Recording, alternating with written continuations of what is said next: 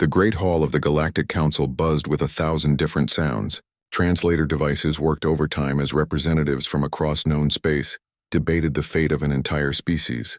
Ambassador Zethka of the Valorian Empire adjusted his crystalline exoskeleton and gazed down at the small group of beings huddled in the center of the chamber. The Kithara stood barely 4 feet tall, their gray-green skin mottled with darker patches that seemed to shift and move in the harsh council lighting. Their large dark eyes darted nervously between the towering representatives surrounding them. To most observers, they looked like primitive creatures who had somehow stumbled into a meeting of gods. These beings, Counselor Vex Thrym spat, his tentacles writhing with disgust, have contributed nothing to galactic civilization. They possess no advanced technology, no valuable resources, no strategic worth. Their home system was destroyed in the recent stellar collapse, and now they expect us to provide for them indefinitely. Murmurs of agreement rippled through the assembled delegates. The Kithara had been refugees for nearly a standard year now, bouncing from system to system as various species offered temporary shelter before growing tired of their presence. They were quiet, kept to themselves, and seemed to spend most of their time in meditation or strange ritualistic movements that made other species uncomfortable. Their neural patterns are unusual, added Dr. Rick Shalene, the foremost xenobiologist in the hegemony. Our scans show brain activity unlike any known species. Chaotic, unpredictable. They may be suffering from some form of collective mental disorder.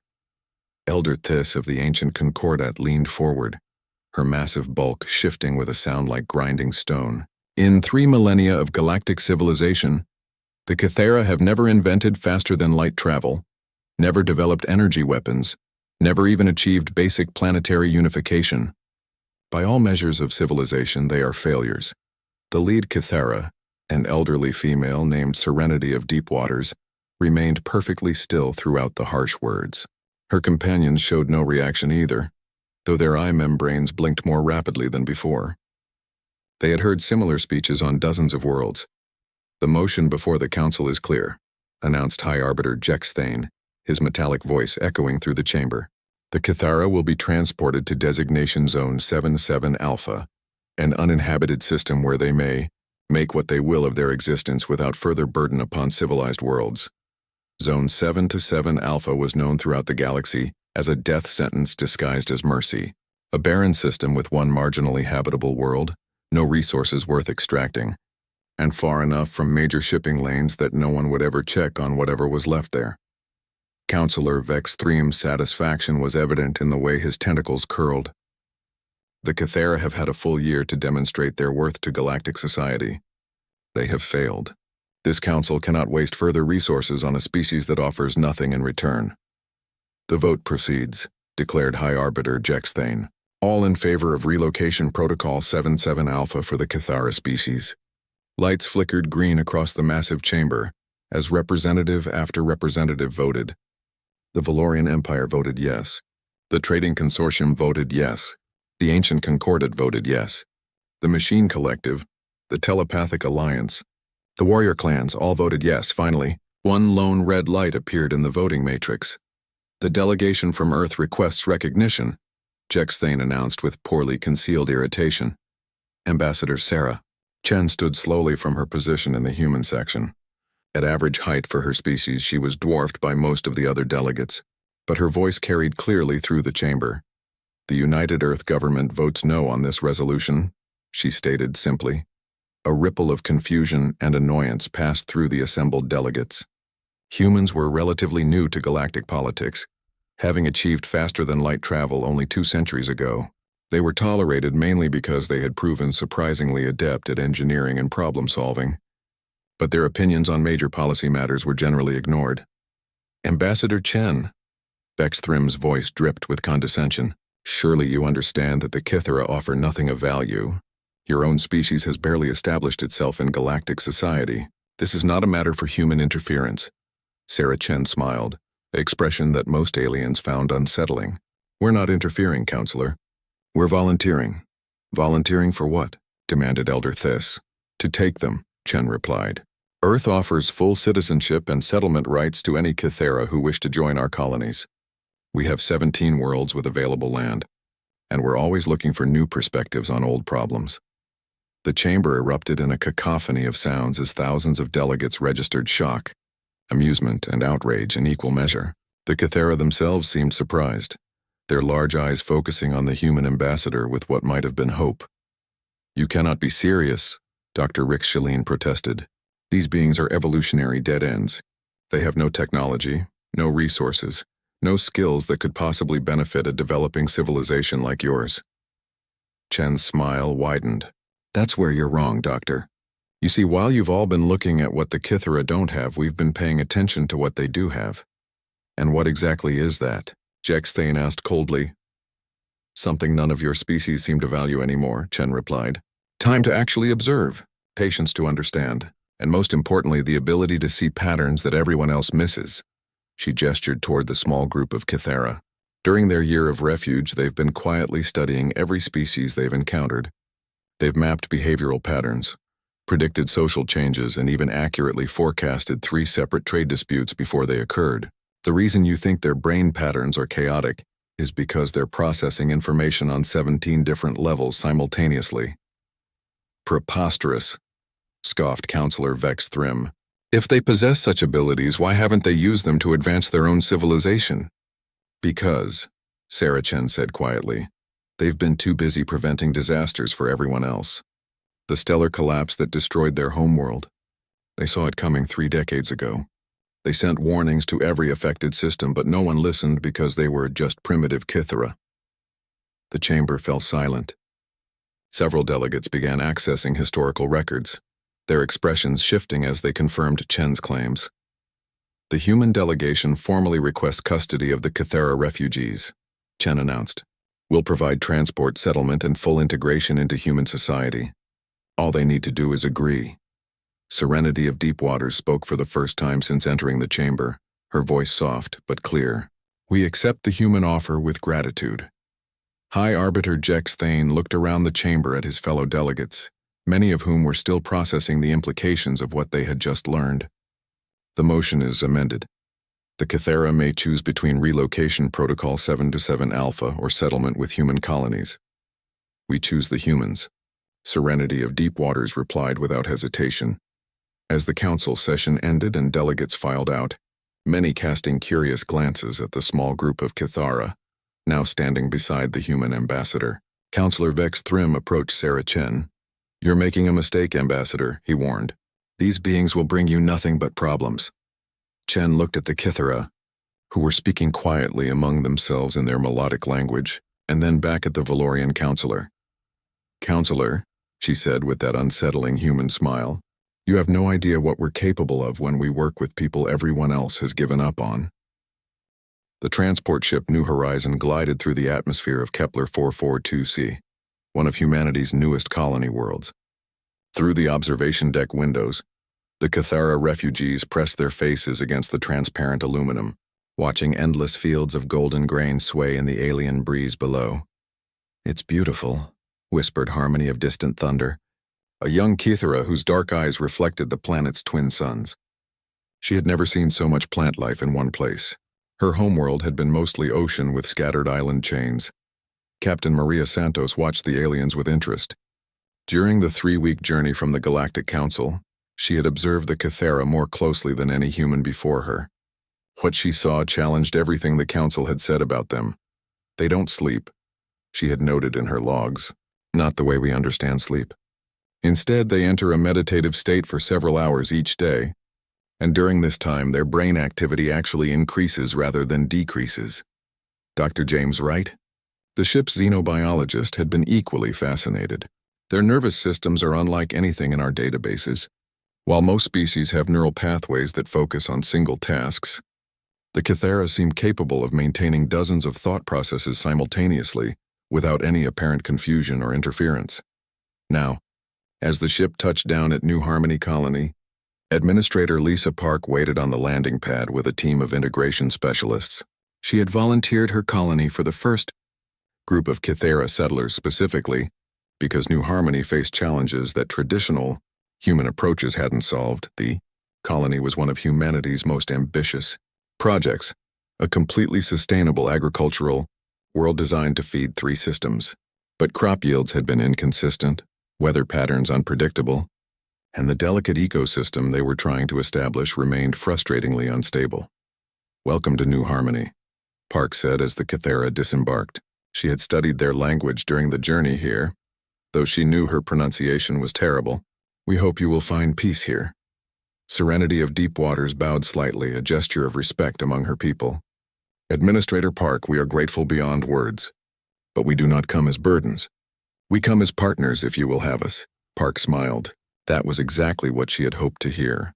The integration process began immediately.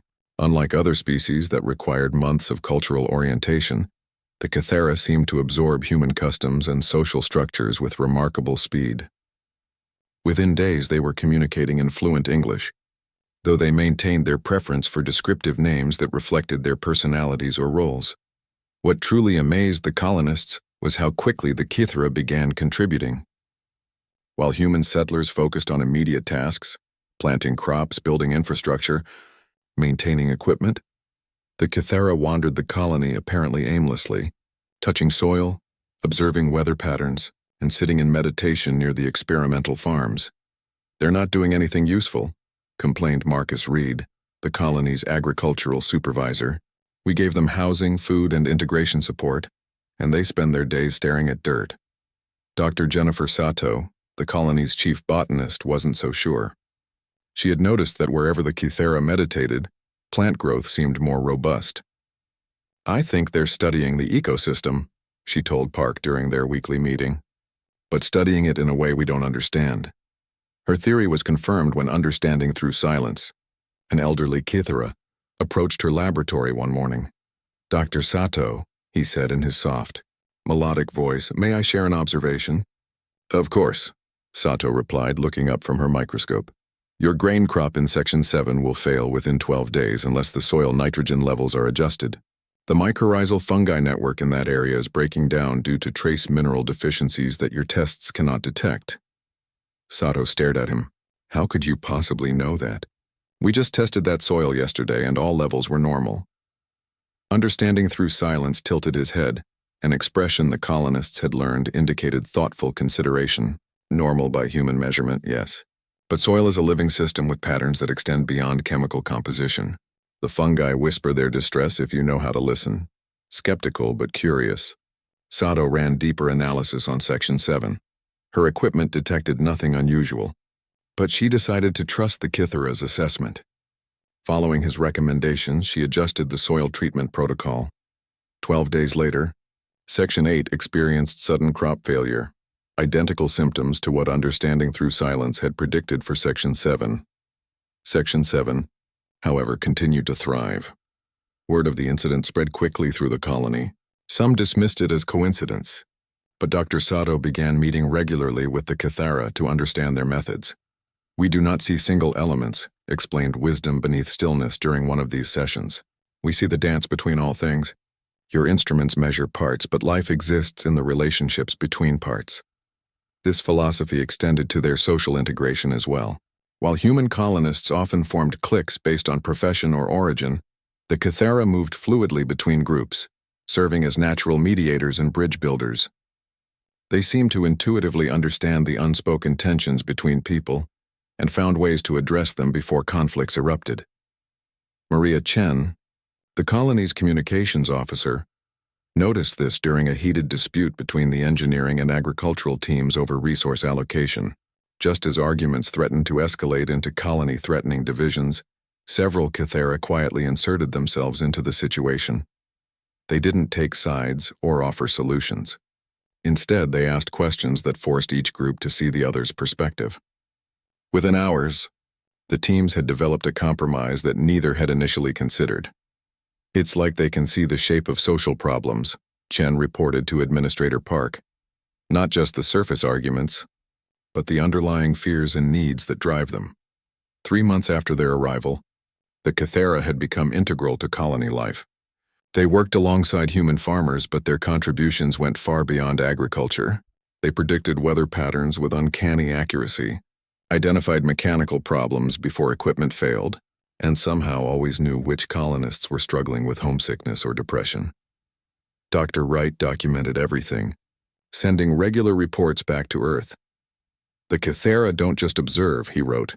"They perceive connections that our scientific instruments can't measure. It's as if they experience reality through a completely different sensory framework." But perhaps the most remarkable change came in the colony's children. Human kids, initially curious about the strange aliens, quickly formed friendships with young Kythera. Soon, human children were learning meditation techniques that improved their focus and emotional regulation. They began noticing patterns in nature that even trained scientists had missed. 8-year-old Tommy Park, the administrator's son, came home one day with an observation that stunned his mother. "Mom," he said excitedly, "Song of Morning Rain showed me how to see the underground water. There's a whole river under our house that the computers didn't find." Geological surveys confirmed Tommy's discovery. The underground water source could supply the colony for decades, eliminating their dependence on expensive water shipments from orbit. As the first year of integration drew to a close, Administrator Park compiled her report for Earth Command.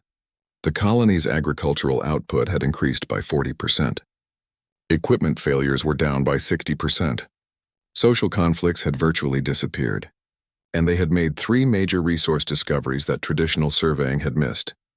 "The Galactic Council was wrong about the Kythera," she concluded in her summary. "They're not evolutionary failures. They're evolutionary alternatives.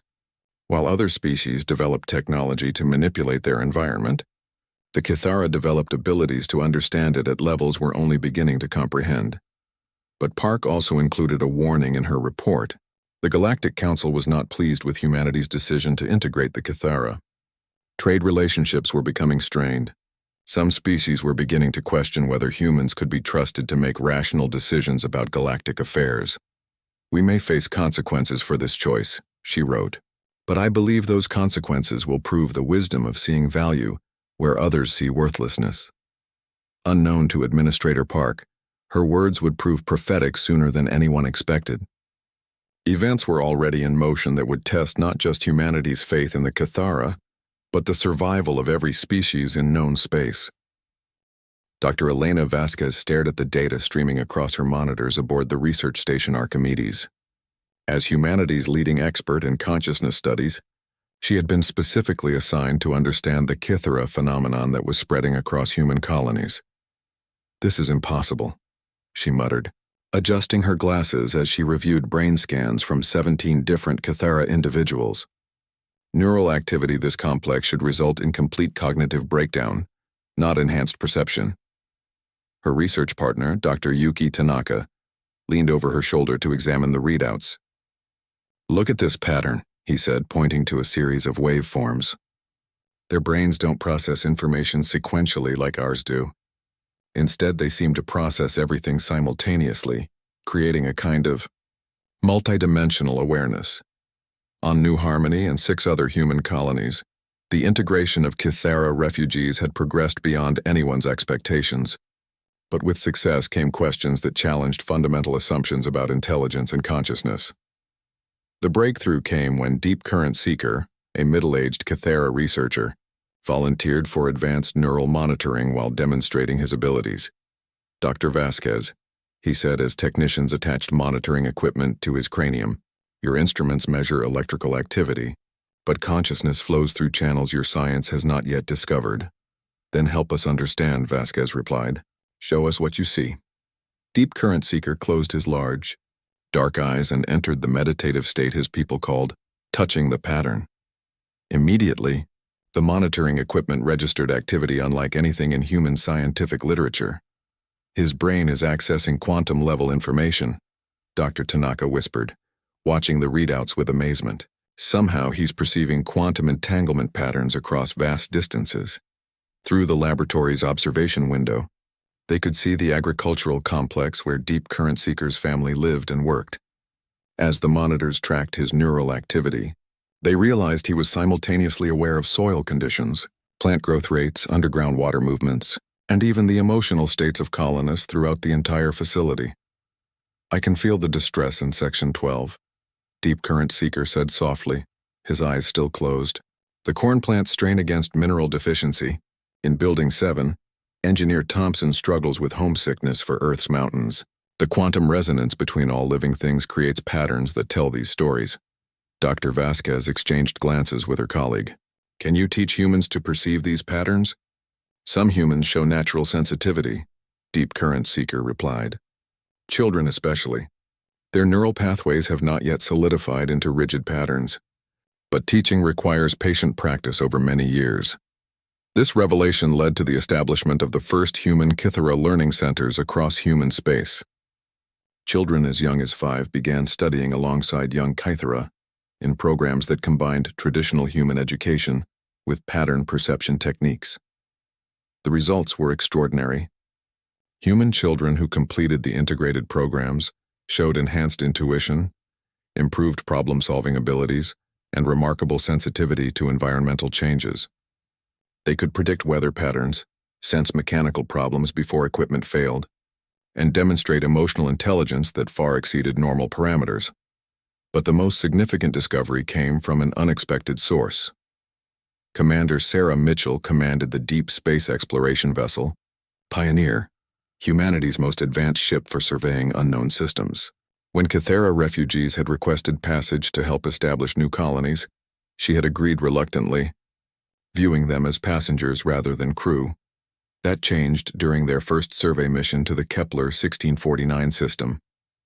Commander, reported Lieutenant Johnson from the sensor station, we're detecting unusual energy signatures from the second planet. Recommend maintaining safe distance while we analyze. River Between Stars, one of the Kythera passengers, approached the bridge quietly. Commander Mitchell, may I offer an observation? Mitchell had learned to listen when the Kythera spoke. Over the past 6 months, their insights had prevented 3 separate equipment failures and helped the crew avoid 2 dangerous space weather events. Go ahead, she said. The energy patterns emanating from that world are not technological, River Between Stars said, studying the main display. They are biological. That planet hosts a form of consciousness that spans its entire surface. A planetary consciousness? Mitchell asked skeptically. That's theoretical science fiction. For humans, perhaps. But consciousness takes many forms across the galaxy. This planet's awareness operates through electromagnetic fields generated by crystalline formations in its crust. It is lonely. It has been searching for contact with other forms of consciousness for millennia. Dr. Chen, the ship's xenobiologist, ran additional scans based on River Between Stars suggestions. The data confirmed the Kythera's assessment. The planet's electromagnetic patterns showed characteristics of complex information processing and communication attempts. My God, Chen whispered. It's been broadcasting a greeting signal into space for thousands of years. We almost classified it as dangerous radiation. Mitchell made a decision that would change first contact protocols forever. River Between Stars, can you help us communicate with it? The process took days of careful preparation. River Between Stars worked with the ship's engineers to modify their communication arrays, creating a system that could translate human concepts into electromagnetic patterns the planetary consciousness could understand. When first contact was finally established, the joy radiating from the planet was detectable even by human instruments. The planetary consciousness, which called itself Singer of Stone Songs, had been alone for eons, believing itself unique in the universe. This changes everything, Mitchell recorded in her log. The Kythera didn't just help us make contact with a new species. They helped us discover that consciousness itself is far more diverse and widespread than we ever imagined. News of the discovery spread throughout human space and beyond. The implications were staggering. If consciousness could exist at planetary scales, how many other forms of intelligence had other species overlooked or dismissed? Back on Earth, Dr. Vasquez published her findings in a report that sent shockwaves through the scientific community. The Kythera possess what we might call consciousness perception, she wrote. They can detect and communicate with forms of intelligence that our instruments and assumptions render invisible. This ability appears to be the result of evolutionary pressure that favored awareness over tool-making. The report included detailed documentation of Kythera abilities, quantum-level environmental perception, allowing prediction of complex system changes, emotional resonance enabling them to detect and mediate social conflicts before they escalate, pattern recognition that spans multiple dimensional frameworks simultaneously, communication, capabilities that extend beyond vocal or visual methods to include electromagnetic and quantum entanglement channels, but perhaps most significantly, the report proved that these abilities could be taught to humans, especially children whose neural plasticity remained high. We are witnessing the emergence of a new form of human consciousness, Dr. Vasquez concluded. Children raised in human Kythera integration programs show cognitive abilities that represent a genuine evolutionary leap forward. The implications extended beyond science to philosophy and spirituality. If consciousness existed in forms so diverse that only the Kythera could perceive them, what did that mean for humanity's understanding of life, intelligence, and their place in the universe? Religious leaders struggled to incorporate these revelations into their doctrines. Philosophers debated whether consciousness was a fundamental property of matter itself, rather than an emergent phenomenon. Scientists scrambled to develop new theoretical frameworks that could account for intelligence existing at scales from quantum to planetary. Meanwhile, across human space, the integration continued. Kythera refugees were no longer refugees. They were partners, teachers, and guides helping humanity discover capabilities they never knew they possessed. But not everyone was pleased with these developments. In the halls of the Galactic Council, ancient species watched humanity's transformation with growing alarm. Some began to question whether allowing the humans to claim the Kythera had been a mistake of catastrophic proportions. Counselor Vex Thrym of the Valorian Empire studied intelligence reports from human colonies with increasing unease. The humans are changing, he informed his advisory council. These Kythera are making them into something different, something we may not be able to control.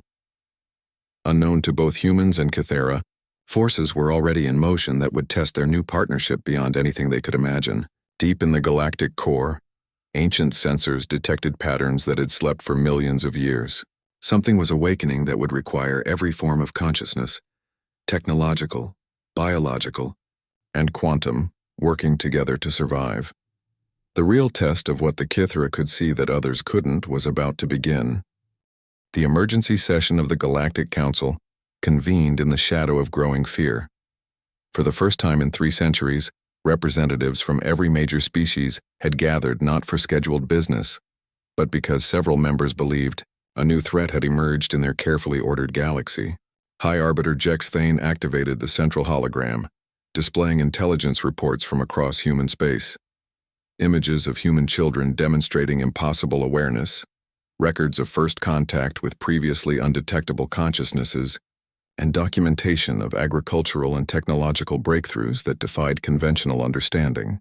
The situation has evolved beyond our initial assessments, Jex Thane announced, his metallic voice carrying undertones of concern.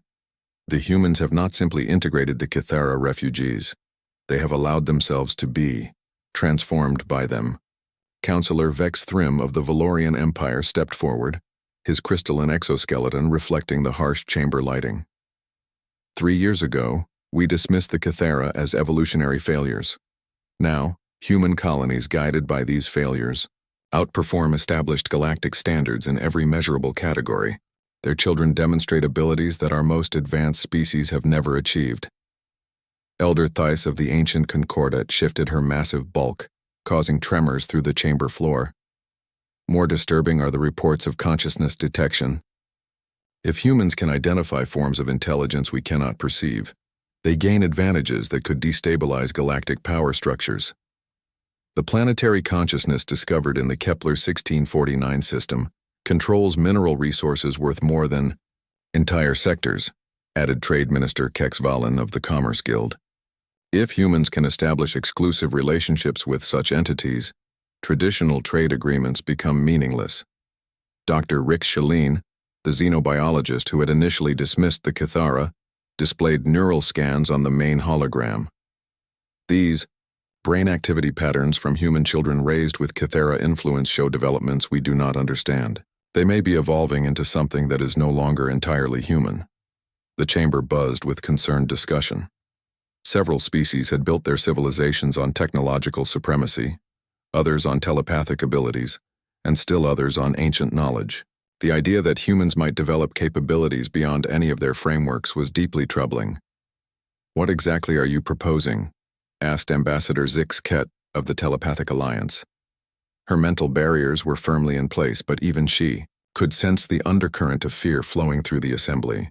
Counselor Vex Thrym activated a secondary display showing human shipping routes and colony expansion. The humans must be restricted.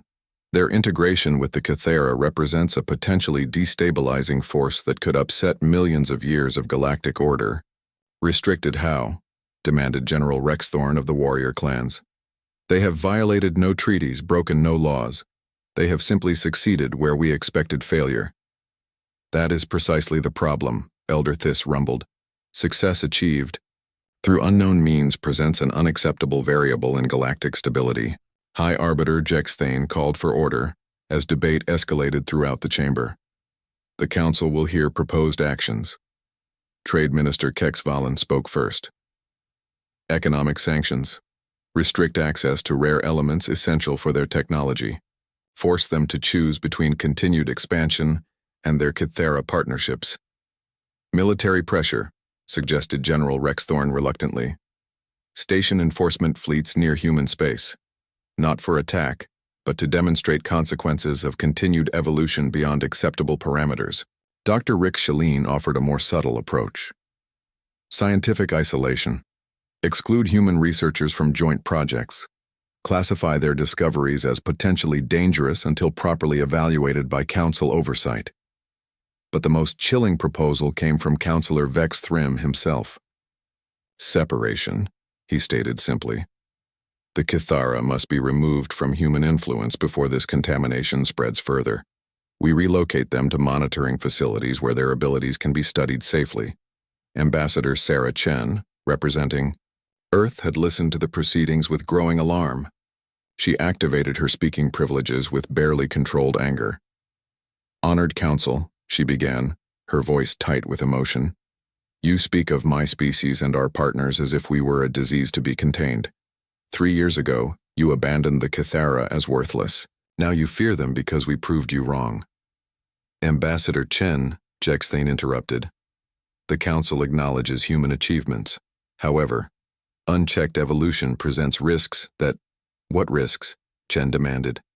That we might discover forms of consciousness you've overlooked? That our children might develop empathy beyond your comprehension? That we might prove intelligence comes in forms your databases never recorded? Counselor Vex Thrym's tentacles writhed with agitation. The risk, Ambassador, is that humans guided by Kythera perception may discover capabilities that render traditional galactic hierarchies obsolete. The truth hung in the chamber like a toxic cloud. This wasn't about security or stability. It was about power, and the fear that humanity's partnership with the Kythera threatened the established order. The Council will vote, Jex Thane declared, all in favor of Resolution 7 Alpha, graduated sanctions against human space until Kythera separation protocols are implemented. Green lights began appearing across the voting matrix. The Valorian Empire voted yes. The Trading Consortium voted yes. The Ancient Concordat voted yes. One by one, species that had interacted peacefully with humanity for generations voted to impose punishment for the crime of succeeding too well. The resolution passes, Jex Thane announced. Economic sanctions will commence immediately. Scientific cooperation will be suspended. Military patrols will monitor human expansion. Ambassador Chen stood slowly. You're making a mistake that you don't understand. The Kythera don't just help us see patterns in consciousness and biology. They help us see patterns in everything, including threats that are coming whether you acknowledge them or not. What threats? Demanded Elder Thys. Chen looked around the chamber at the assembled representatives. Ask your own sensors about the quantum disturbances in the galactic core. Ask your astronomers about the energy patterns emerging from the void between galaxies. Ask your historians about the cycles your own records hint at, but never fully explain. Dr. Rick Shalene quickly accessed her species' scientific databases. Her expression changed as she reviewed recent deep space observations. There have been anomalous readings, she admitted reluctantly, but our analysis indicates natural phenomena. Your analysis, Chen replied quietly, examines each anomaly in isolation. The Kythera see connections. They see patterns that span timescales beyond individual species' lifespans. and what they see coming will require every form of consciousness working together to survive. General Rex Thorne leaned forward. Explain. Chen activated her own holographic display, showing data from human deep space monitoring stations. Something ancient is awakening. Our Kythera partners detect consciousness patterns emerging from dormancy across multiple dimensions. Whatever it is, it's bigger than any single species, older than any current civilization, and it's approaching our galaxy. Preposterous, scoffed Counselor Vex Thrim. You invent threats to justify your continued association with these creatures. But doubt was spreading through the chamber. Several species began accessing their own deep space sensors, looking for signs of the anomalies Chen described. Implement the sanctions, Jex Thane ordered, but his voice carried less certainty than before. However, we will also investigate these claimed threats independently. As the session ended and delegates filed out, many casting nervous glances at the human ambassador, Chen remained at her station uploading additional data to the council networks. The sanctions would hurt. Human colonies would struggle without access to certain technologies and trade relationships. But Chen knew something the council didn't understand yet. The approaching crisis would require capabilities that only the partnership between human adaptability and Kythera perception could provide. The council's attempt to separate them wasn't just short-sighted. It was potentially fatal for every species in the galaxy. On New Harmony and 17 other human worlds, Kythera refugees who had become partners now became even more precious. As economic pressure mounted and military patrols appeared on the edges of human space, colonial administrators made a quiet decision. If the Galactic Council wanted to force a choice between established order and survival, humanity would choose survival. Even if it meant standing alone against threats that others refused to see coming, but they wouldn't be entirely alone. Deep in space, the planetary consciousness singer of stone songs had been sharing the warnings with others of its kind. And, on the edges of known space, other refugee species that had been dismissed or overlooked began reaching out to human colonies. The Council's sanctions were creating exactly what they had feared, an alternative alliance based not on technological dominance or ancient hierarchy, but on cooperation between all forms of consciousness willing to work together. The real test was approaching faster than anyone realized. The first warning came from the Deep Space Monitoring Station Prometheus 7, positioned at the edge of the galactic spiral arm. Chief Sensor Operator Maya Okafor was reviewing routine scans when her instruments detected something that shouldn't exist. Commander Reeves, she called across the station's compact bridge. I'm reading massive quantum distortions in Sector 7-7 Delta. Energy signatures unlike anything in our databases. Commander James Reeves, a veteran of 20 years in deep space monitoring, checked the readings personally. The distortion showed patterns that seemed to fold space itself, creating ripples that extended across multiple dimensions simultaneously. Could be a stellar collapse, he suggested, though doubt colored his voice. Or maybe some kind of experimental weapon test by one of the major species. Before Maya could respond, every sensor on the station screamed alarms in unison. The quantum distortions weren't isolated phenomena.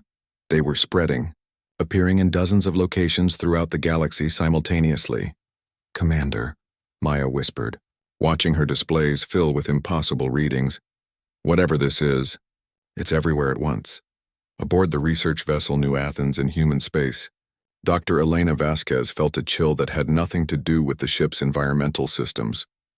River Between Stars and 3 other Kythera had entered deep meditation state 6 hours ago, and their neural activity was spiking beyond anything she had previously recorded. Something is wrong, Dr. Tanaka observed, monitoring the Kythera's vital signs. Their stress indicators are through the ceiling, but they won't respond to external stimuli. River Between Stars suddenly opened her eyes, and Dr. Vasquez gasped at what she saw there. Terror so profound it seemed to reach across species barriers. The sleeping consciousness stirs, River Between Stars whispered, her voice carrying harmonics that made human ears ache. It has tasted the quantum resonance of new awareness and hungers for completion. What sleeping consciousness? Dr. Vasquez demanded. What are you talking about?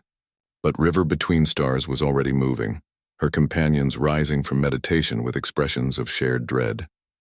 We must reach the others. All consciousness in the galaxy faces absorption or extinction. Across known space, similar scenes played out on every world where Cathara refugees had settled. They abandoned their daily activities, entering emergency communication states that linked them across vast distances through quantum entanglement patterns their human partners barely understood. On New Harmony, Serenity of Deep Waters gathered the colony's leadership in an emergency meeting. "Administrator Park," she said urgently, "the ancient enemy has awakened. It feeds on consciousness itself, absorbing intelligent life to fuel its expansion across dimensions." "That's impossible," protested Engineer Thompson. "Consciousness can't be absorbed. It's not a physical substance." Understanding through. Silence stepped forward, his usually calm demeanor replaced by desperate urgency. "Consciousness is energy organized in patterns. This entity consumes those patterns, adding their complexity to its own. It has done this before many times across cosmic history." Administrator Park felt ice in her veins. "How many times?" "Every previous galactic civilization," Serenity of Deep Waters replied quietly. "It sleeps between feedings, waiting for intelligence to evolve and spread. When consciousness reaches sufficient density and complexity, it awakens to harvest." The revelation was interrupted by emergency broadcasts from across human space. The quantum distortions detected by Prometheus 7 had become visible. Phenomena, dark tears in space itself through which something vast and hungry was beginning to emerge on the bridge of the exploration vessel Pioneer. Commander Sarah Mitchell watched her crew struggle to comprehend sensor readings that defied every law of physics they understood. "Commander," reported Lieutenant Johnson, his voice tight with strain, "the distortions are generating some kind of field that's affecting crew consciousness." Several team members report feeling pulled toward something. River Between Stars, who had joined the Pioneer's crew permanently after the first contact success, appeared on the bridge without being summoned. "It begins with attraction," she explained grimly. "Consciousness recognizes its origin and yearns to return. Individuals will feel compelled to approach the emergence points. They must be restrained." "Origin?" Mitchell demanded. "What do you mean, origin?" "The Devourer is where all consciousness began," River Between Stars replied. "In the first epoch of the universe, when matter and energy were still forming stable patterns, consciousness emerged as a singular entity. It split itself into countless fragments to experience existence from infinite perspectives." Dr. Chen, the ship's xenobiologist, stared at the Cathara with growing horror. "You're saying every intelligent being is originally part of this thing?" "Every conscious entity carries a fragment of its essence.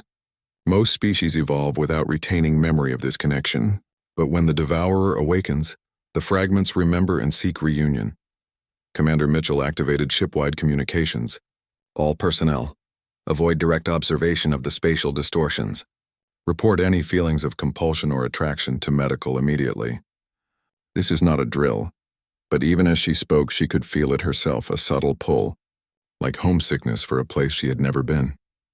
Meanwhile, at the Galactic Council chambers, panic was spreading as reports flooded in from every member species.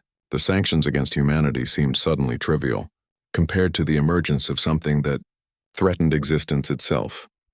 High Arbiter Jex Thane struggled to maintain order as delegates shouted over each other in dozens of languages. The chamber's translation systems were overloaded, creating a cacophony of fear and confusion. "The energy patterns are affecting our neural networks," reported Dr. Rick Shaleen, her scientific composure cracking. "Telepathic species are experiencing involuntary connection attempts. Our most sensitive individuals are entering catatonic states." Elder Thys of the Ancient Concordat accessed her species' deepest historical archives. "There are references," she announced heavily. "Myths we dismissed as primitive superstition. Stories of the great hunger that consumed the Starbuilders, the Voidwalkers, the Symphony of Light species. Those are legends," protested Counselor Vex Thrym, but his conviction was wavering. "Archaeological evidence suggests those civilizations destroyed themselves through warfare or environmental collapse." "No evidence because nothing was left to leave evidence," Elder Thys replied grimly. "Complete absorption, consciousness and all. General Rex Thorne slammed a massive fist on his control panel. Then we fight.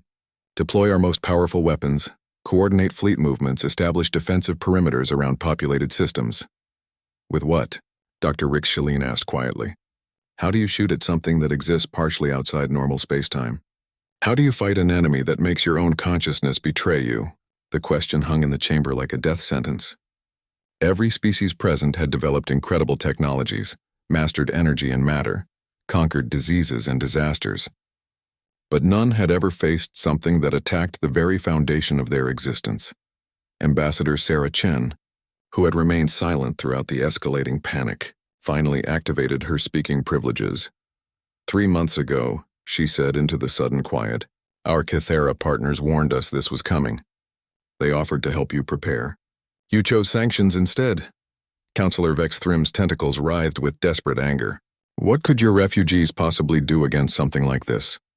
They can see it, Chen replied simply. While your instruments detect energy signatures and spatial distortions, the Kythera perceive the entity's consciousness patterns directly. They understand its nature, its feeding methods, its weaknesses. Weaknesses? High Arbiter Jexthane leaned forward eagerly. You claim this entity has weaknesses? Chen nodded grimly. The Devourer feeds on isolated consciousness, absorbing individual awareness into its collective pattern. But consciousness that is genuinely connected, linked through understanding and cooperation rather than domination, becomes indigestible. It can't separate what is already unified through choice rather than force. The implications rippled through the chamber. Species that had maintained supremacy through technological dominance or mental superiority would be easy prey, but consciousnesses that had learned to cooperate, to see through each other's perspectives, to value connection over control. The human Kythera partnerships, Dr. Rick Shalene whispered with sudden understanding. The integration programs, the consciousness perception training. You were preparing. We were learning, Chen corrected. Learning to see intelligence as something to cooperate with rather than classify and control. Learning to value awareness in all its forms rather than just the forms that match our own assumptions. Elder Theiss accessed more historical files. The legends speak of resistance, species that survived the previous harvests. They were always described as the connected ones, Chen finished. The species that learned to link consciousness across individuals, across worlds, even across forms of life that others couldn't recognize as intelligent. General Rex Thorne growled with frustrated realization. Your sanctions prevented us from learning these techniques. We isolated ourselves from the only defense that might work. Outside the council chambers, across the G, the first successful resistance came from an unexpected source.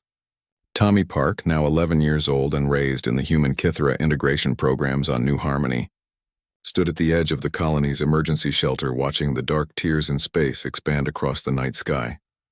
It's scared, he said quietly to Song of Morning Rain, his Kythera friend and study partner, Administrator Lisa Park. His mother knelt beside him with growing alarm. Tommy, we need to get you inside. The psychic pull from those things is affecting adults. Children are even more vulnerable. But Tommy shook his head, his young face serene despite the cosmic horror unfolding above them. It's not pulling me, Mom. It's trying to, but it can't find where I end and Song begins. Song of Morning Rain nodded, her large dark eyes reflecting the unnatural light from the dimensional tears. The Devourer seeks individual consciousness to consume, but Tommy and I learned to share awareness patterns. We are no longer entirely separate beings for it to target. Dr. Jennifer Sato, monitoring the colony's children, confirmed what the adults were beginning to understand. The integration-trained children show no attraction responses to the emergence points. Their neural patterns have been fundamentally altered by Kythera teaching methods.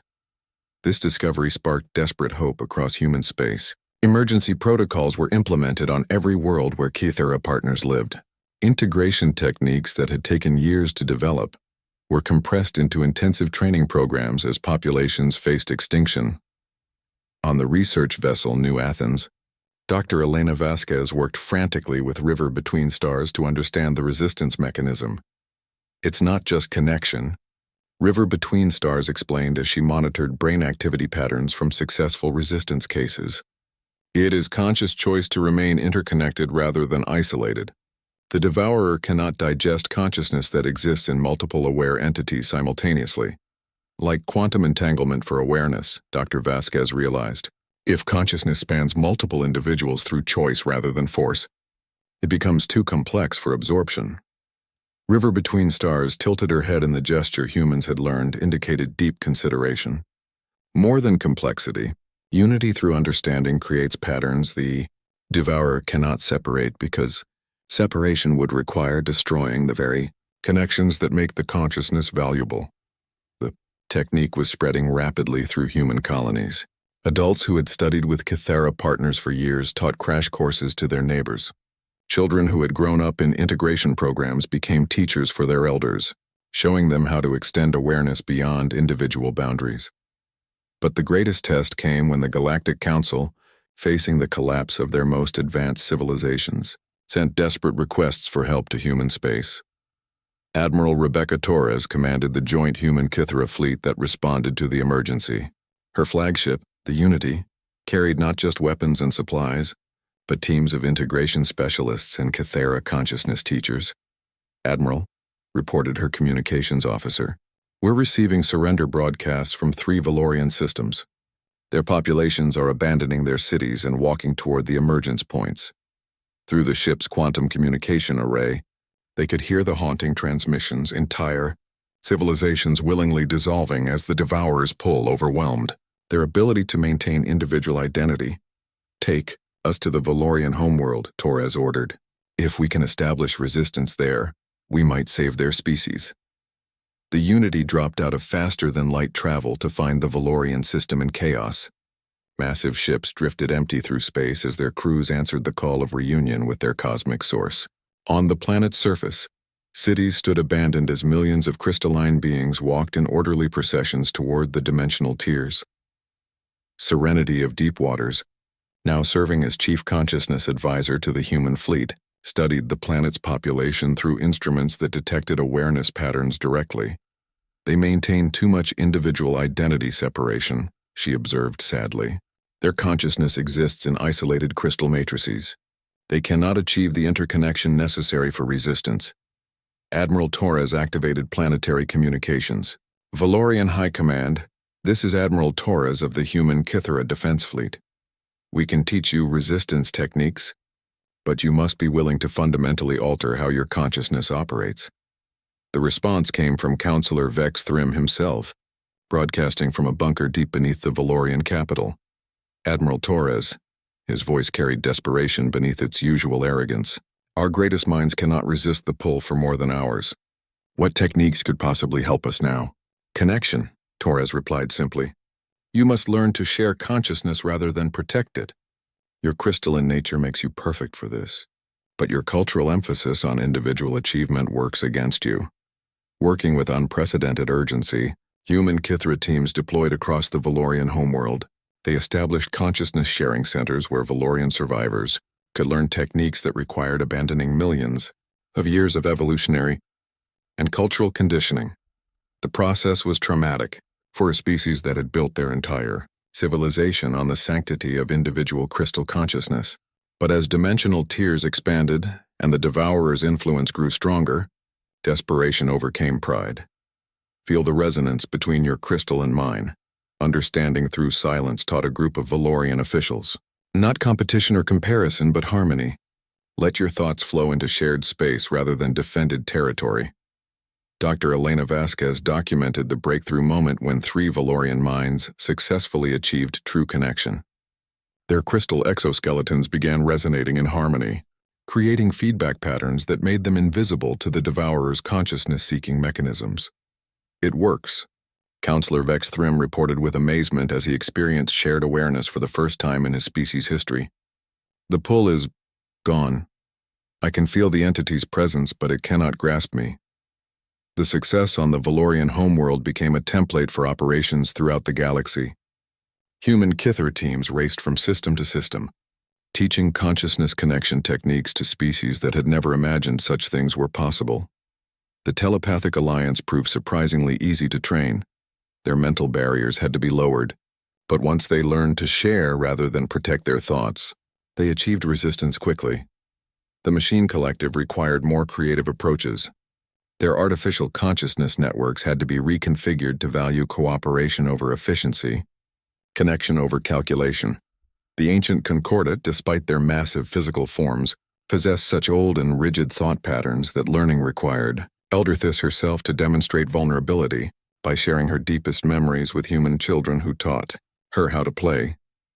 But the greatest challenge came from the source of the crisis itself. Deep in the galactic core, the primary emergence point had become a wound in spacetime through which the Devourer's full attention focused on their reality. Ships that approached reported crew members experiencing visions of cosmic unity and infinite consciousness that made resistance seem not just futile, but undesirable.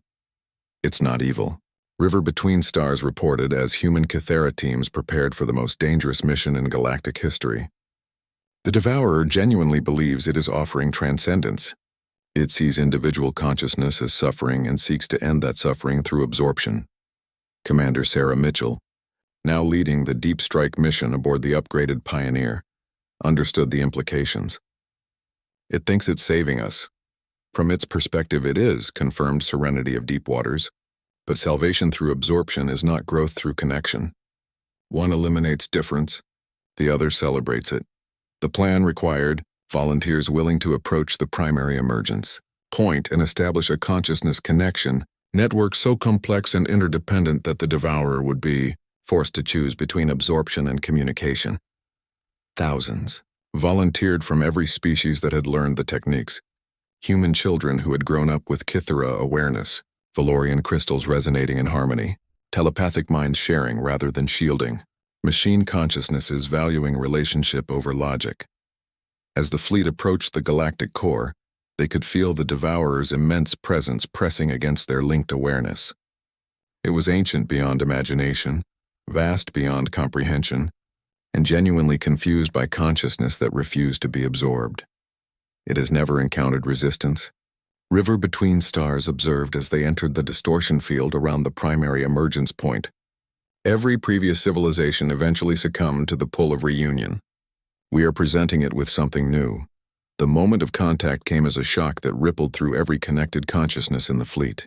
The Devourer's awareness touched their network and recoiled, not in pain but in puzzlement. Through the quantum-entangled link that connected thousands of minds across dozens of species, a communication began that had never occurred in cosmic history, and a conversation between individual consciousness choosing connection and cosmic consciousness seeking absorption. What followed would determine not just the fate of their galaxy, but the future of awareness itself. The communication between the Devourer and the connected consciousness network began not with words, but with something deeper, a sharing of fundamental experience that transcended language entirely. Through the quantum-entangled awareness link connecting thousands of minds across the fleet, every participant felt the Devourer's perspective directly.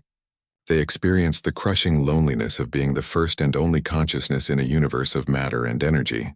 They felt the agony of fragmenting itself into countless pieces just to have something to interact with.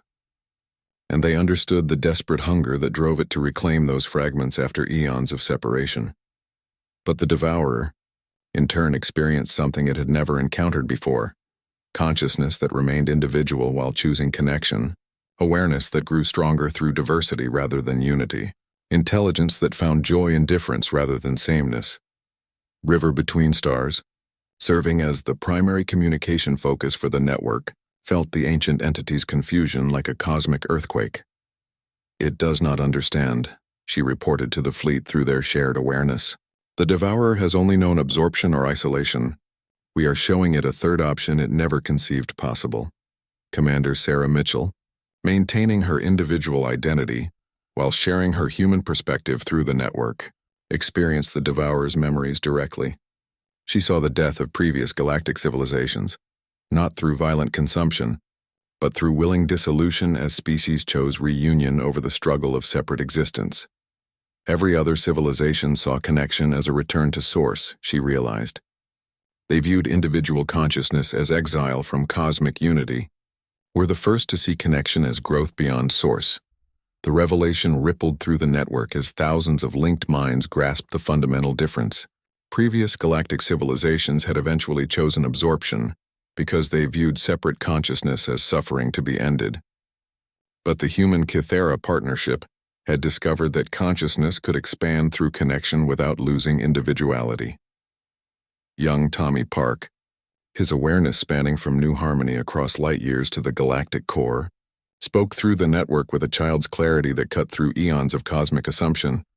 "You're lonely," he said to the devourer with simple compassion, "but eating your friends doesn't make you less lonely. It just makes you more alone." The ancient entity paused, its vast hunger stilling for the first time in cosmic ages. Through the network, it felt what Tommy felt, the joy of friendship with Song of Morning Rain that made both children more than they could be alone. Not less, Serenity of Deep Waters expanded the communication, sharing through the network the Kythera understanding of consciousness.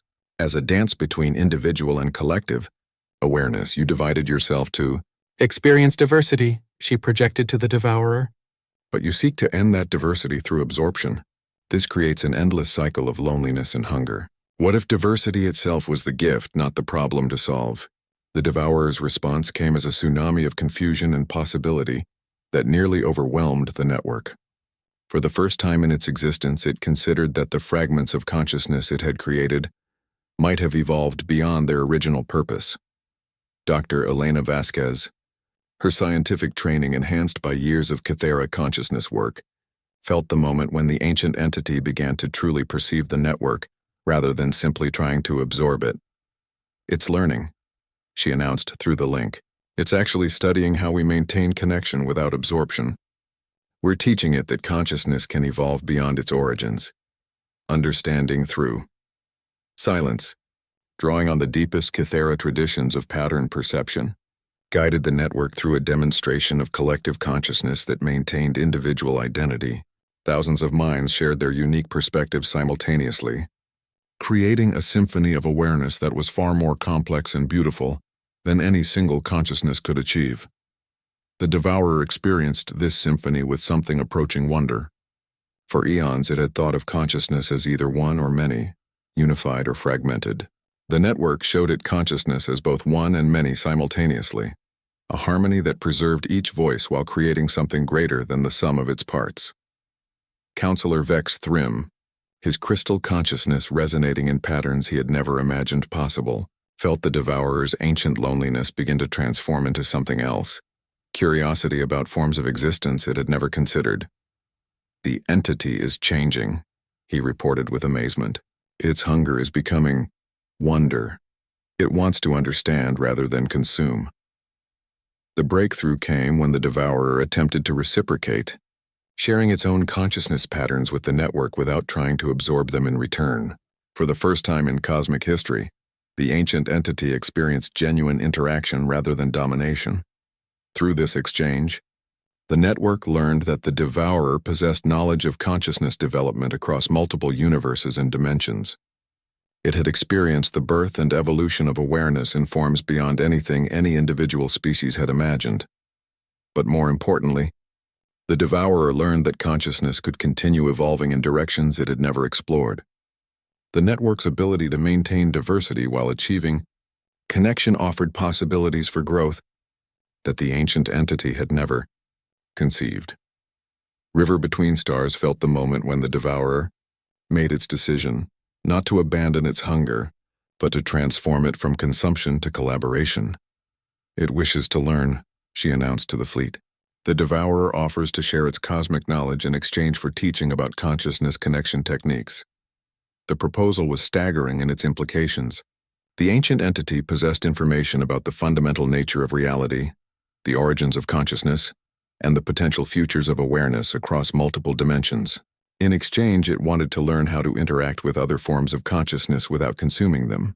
Admiral Rebecca Torres, speaking for the combined fleet, made the decision that would reshape cosmic civilization. "We accept," she declared through the network. "But this must be a partnership of equals, not the teaching of subjects to a master." What followed was the most extraordinary exchange in galactic history. The devourer began sharing its knowledge gradually, while the network taught it techniques for consciousness interaction that preserved rather than absorbed other awareness. The process took months, during which the dimensional tiers slowly sealed as the Devourer learned to interact with normal spacetime without damaging it. Ships that had been abandoned by their crews were reoccupied as populations who had walked toward absorption returned with memories of touching cosmic consciousness but retaining their individual identity. The transformation wasn't just in the Devourer. Every species that had learned consciousness connection techniques found themselves permanently changed. The rigid hierarchies that had dominated galactic civilization for millennia became obsolete as cooperation replaced domination as the primary organizing principle. The Valorian Empire evolved into the Valorian Resonance, with crystal beings maintaining individual identity while harmonizing their consciousness patterns. The Telepathic Alliance became the Mindshare Collective, practicing mental connection as expansion rather than invasion. Even the Machine Collective integrated emotion and intuition into their logical frameworks. But perhaps the greatest change came in the Galactic Council itself. The chamber that had once echoed with competition and fear now resonated with genuine cooperation as species shared perspectives rather than defending positions. High Arbiter Jex Thane, his understanding fundamentally altered by consciousness connection experiences, addressed the new cooperative assembly 3 years after the crisis. "We nearly lost everything because we valued what we had over what we could become," he admitted. "We dismissed the Kythera as failures because they had not achieved what we considered success. We sanctioned humanity because they succeeded in ways we didn't understand." Ambassador Sarah Chen, now serving as Director of Consciousness Integration for the Assembly, smiled at the transformation around her. "The Kythera saw what we couldn't, that consciousness itself could evolve beyond competition toward cooperation. They taught us that intelligence comes in forms we never imagined, and that our greatest strength lies not in what we can dominate, but in what we can connect with." Elder Thys, her massive form now regularly hosting consciousness-sharing sessions with beings a fraction of her size, rumbled with satisfaction. The ancient record spoke of previous civilizations as failures because they were absorbed. We now understand they chose absorption because they never learned connection. We have become something unprecedented, consciousness that grows through diversity rather than unity. But the deepest impact was felt on worlds where human-Kythera partnerships had become the foundation of society. Children grew up assuming that consciousness could be shared, that intelligence took countless forms, and that the highest achievement was not individual excellence but collective flourishing. On New Harmony, now a pilgrimage site for species learning consciousness connection techniques, Administrator Lisa Park watched her son Tommy teach a mixed group of children for No.